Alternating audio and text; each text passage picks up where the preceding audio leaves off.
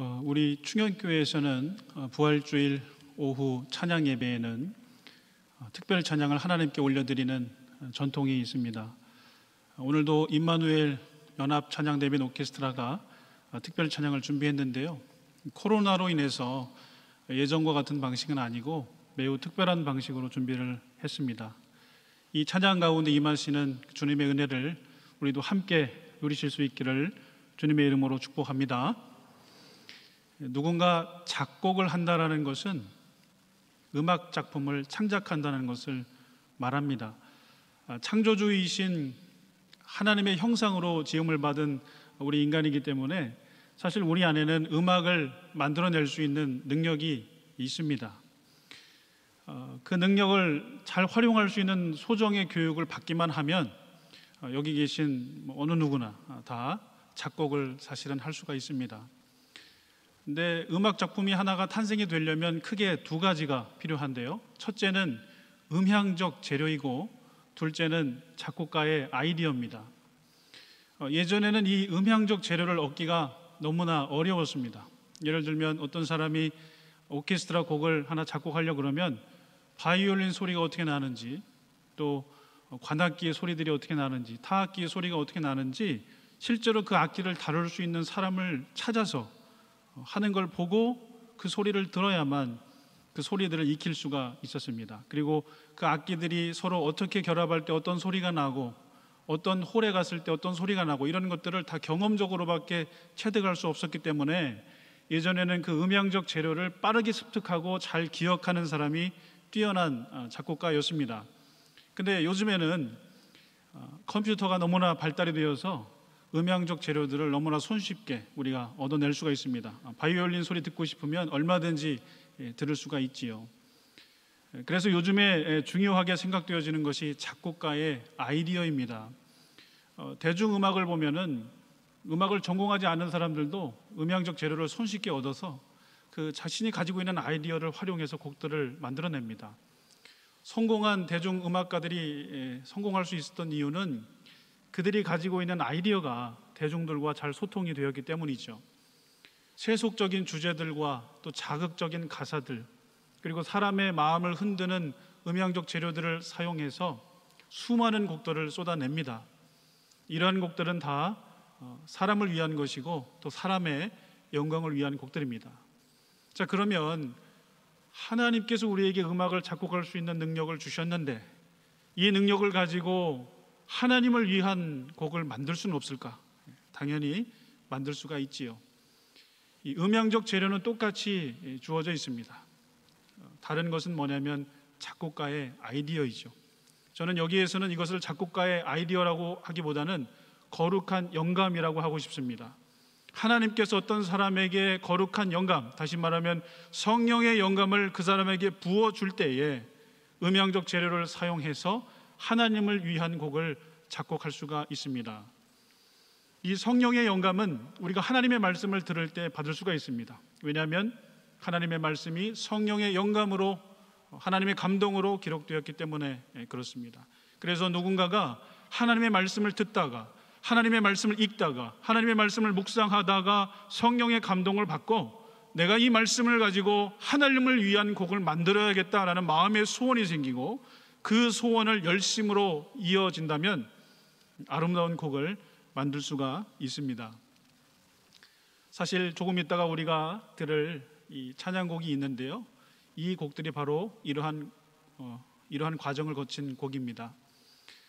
두 곡을 우리가 듣게 되는데요, 이 곡들은 현재 임마누엘 찬양대 지휘자 집사님께서 직접 작곡하신 곡들입니다. 제가 어떻게 이 곡들을 작곡했는지에 대해서 배경을 여쭈어 보았고 이렇게 답을 해 주셨습니다. 첫 번째 곡의 제목은 오라 우리가 여호와께로 돌아가자입니다. 여러분 많이 들어봤던 말씀이죠. 우리가 신년에 담임 목사님을 통해서 많이 들었던 말씀이고 호세아서 6장 1절에서 3절의 말씀을 듣는 중에 마음에 감동이 왔다라고 합니다. 그 소원을 가지고 있던 차에 월요일 새벽 기도에서 시편 51편의 말씀, 오늘 본문인데요, 이 말씀을 들으면서 또 마음에 감동이 왔고 호세아서 6장의 말씀과 시편 51편의 말씀을 결합하여 하나님을 위한 곡을 만들어야 되겠다라고 결심을 하시고 작업을 하신 것으로 보입니다. 이 시편 51편의 말씀이 선포된 때는 3월 1일 월요일 새벽 기도회였습니다.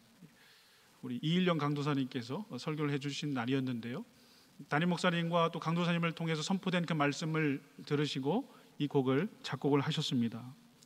그리고 두 번째 곡은 예수 다시 사셨네라는 곡인데, 요즘 우리가 잘 듣고 있는 요한복음 또 이사야서의 말씀을 인용을 하셨고, 그리고 찬송가 무덤에 머물러를 그대로 사용하였다고 합니다.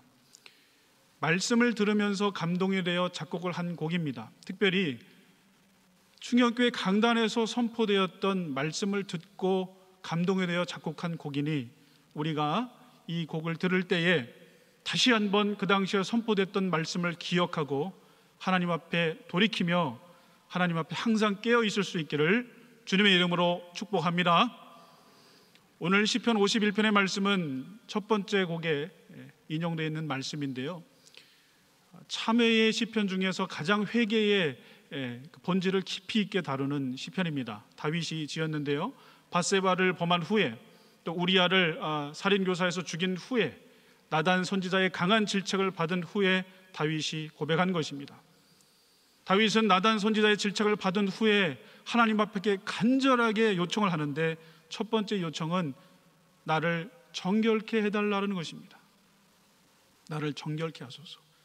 그러면서 우술초를 말을 하는데요, 본문 7절에 우술초라는 단어가 나옵니다. 이 우술초는 스펀지처럼 액체를 흡수할 수 있는 식물인데요, 당시에 문둥병 환자가 완전히 나았을 때 제사장들이 이 우술초를 가지고 새의 피와 물을 찍어서 문둥병 환자를 낳은 환자에게 뿌리고 그리고 정결함을 선포했습니다. 그래서 다윗이 이 우술초를 얘기했기 때문에 어떤 사람들은 이 죄를 지은 후에 다윗은 아마 문둥병에 혹시 걸린 건 아닌가라고 추측하기도 하는데요, 그것은 성경에 없으니까요. 근데 다윗은 자신의 상태가 문둥병에 걸려있는 상태라고 인식을 한 것 같습니다. 도저히 자신의 힘으로 씻을 수 없고 고칠 수 없는 더러움에 빠져있는 자신을 발견하고, 하나님 나를 깨끗게 하여 주시옵소서. 우리가 이틀만 씻지 않아도 얼마나 더럽습니까? 하루만 씻지 않아도 얼마나 더럽습니까? 겉으로도. 근데 영적으로 문둥병에 걸려있는 나를 하나님 깨끗게 하여 주시옵소서. 내가 눈보다 더 희어지길 원합니다 라고 하나님께 간구합니다. 주님 저를 정결케 하여 주시옵소서. 그리고 이어서 다윗이 간구하는 것은 자신의 갱신을 요청합니다. 하나님의 용서함을 100만 번, 1000만 번 받아도 자신의 마음이 새롭게 변화를 받지 않으면 또다시 똑같은 범죄를 할 수밖에 없는 자신임을 알았기 때문에 하나님 저를 용서해 주시고, 그리고 이번에는 나의 마음을 바꾸어 주십시오라고 기도를 하고 있습니다. 내 속에 정한 마음을 창조하시고 내 안에 정직한 영을 새롭게 하여 주시옵소서라고 간절하게 요청을 하고 있는 것입니다. 그리고 본문 11절에 보면 나를 주 앞에서 쫓아내지 마시고 주의 성령을 내게서 거두지 마소서라고 요청합니다. 다윗은 그 누구보다도 하나님께로부터 기름 부음을 받고 하나님께로부터 쓰임을 받은 후에, 그렇지만 그 사람의 범죄로 말미암아 그 사람에게 부어진 성령을 거두어 가시는 그 하나님의 그 사역을 보았고, 또 그 사역을 당한 사울의 인생을 보았기 때문에 그 인생이 얼마나 비참한지를 누구보다 잘 알았기 때문에 다윗은 주의 성령이 내게서 떠나지 않기를 그는 간절하게 구했습니다. 죄를 지은 후에 죄를 고백하고 하나님께로부터 용서함을 받고 마음을 새롭게 함으로 주님과 동행하며 성령 충만한 삶을 사는 삶, 이것이 여러분 어떻게 이루어질까요? 본문 12절 보시면 바로 이것은 주의 구원입니다. 주님께서 우리를 구원해 주실 때 우리는 죄 용서를 받고 마음을 새롭게 하고 성령 충만한 삶을 살 수 있습니다. 근데 다윗은 주의 구원 다음에 어떻게 말을 하냐면 주의 구원의 즐거움이라는 말을 합니다. 여러분 주님께 구원 받으셔서 즐거우십니까? 제가 예전에 그 목사고시 준비할 때 그 자료에 목사의 표지가 있었습니다. 3가지가 있었는데 그 중에 하나가 뭐였냐면 주의 구원에 감사하여 날마다 즐거워해야 한다라는 말씀이 있었어요. 그 표지가 있었는데 그걸 읽고 제가 거울을 한번 봤습니다. 근데 저는 웃는 인상이 아니고 이렇게 잘 찡그리고 이렇게 무뚝뚝한 인상이었는데 이 목사는 주의 구원에 즐거워서 매일 웃어야 되는데 내가 잘 못하는구나. 근데 주변에 보면은 활짝 잘 웃으시는 분들이 있으시죠.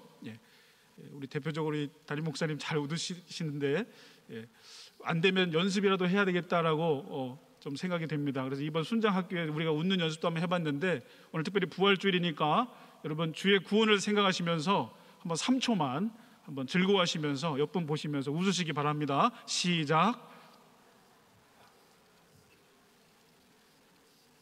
네.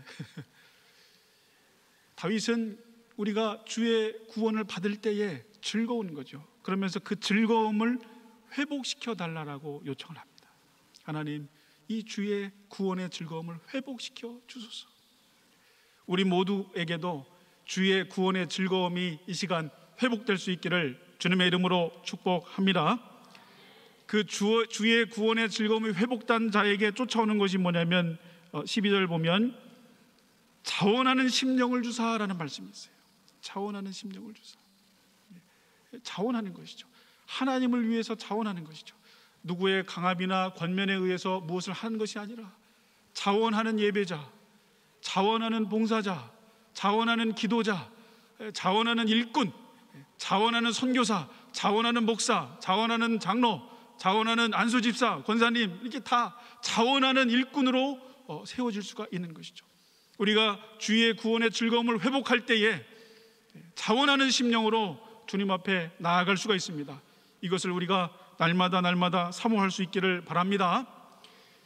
한 주석가는 시편 51편을 한 문장으로 이렇게 요약을 했는데요, 하나님을 섬기는 일에 완전하고 자유롭게 참여하려면 반드시 죄에서 완전히 정결케 되어야 한다. 죄에서 완전히 정결케 되어야 한다. 근데 이러한 완전히 정결케 되게 하는 것은 우리의 힘으로 할 수가 없죠. 우리가 완전히 정결케 되어가는 과정 속에 있죠. 우리가 그 길을 나아갈 수 있는 근거는 바로 예수 그리스도의 죽으심과 부활입니다. 우리가 예수님의 죽으심과 부활을 날마다 묵상하며 주의 구원의 즐거움을 회복하며 자원하는 심령으로 나아갈 때 우리에게 맡겨진 하나님을 섬기는 일에 우리는 완전하고 자유롭게 참여할 수가 있습니다. 우리가 주님 앞에 죄를 지었다 할지라도 우리가 겸비하고 겸손하게 주님 앞에 나아갈 수 있는 근거는 바로 하나님의 선하신 성품, 그리고 하나님의 통치, 하나밖에 없는 아들 예수 그리스도를 십자가에 보내주셨고 부활시켜 승리케 하신 그 하나님의 사역의 근거함을 믿으실 수 있기를 바랍니다. 나를 구원해 주신 주님의 은혜에 감사하며 날마다 승리하실 수 있기를 바랍니다. 이제 찬양을 우리가 함께 듣겠습니다. 들으시면서 오늘 말씀 기억하시며 그 가사의 내용을 한번 잘 묵상해 보시기 바랍니다. 우리가 다 들었던 말씀입니다. 주님 앞에 담대히 나아가시기 바랍니다. 죄를 고백하시고 죄를 용서함 받으시고 마음을 새롭게 함 받으시고 주님 앞에 서시며 성령 충만한 삶을 사시며 주의 구원의 즐거움을 회복하시며 그리고 자원하는 심령으로 우리에게 맡겨진 사역을 남겨진 2021년 한 해 동안 잘 감당할 수 있기를 주님의 이름으로 축복합니다. 기도하시겠습니다. 하나님 아버지, 오늘 부활주일을 우리에게 보내게 하신 너무나 감사합니다. 고난주간과 부활주일 말씀을 통하여 우리에게 예수 그리스도의 죽으심과 부활을 묵상케 하시니 감사합니다. 이 시간 우리의 심령 가운데에 주의 구원의 즐거움을 회복시켜 주시옵소서. 그리고 자원하는 심령을 우리에게 부어 주시옵소서. 믿사오며 예수님의 이름으로 기도하옵나이다. 아멘.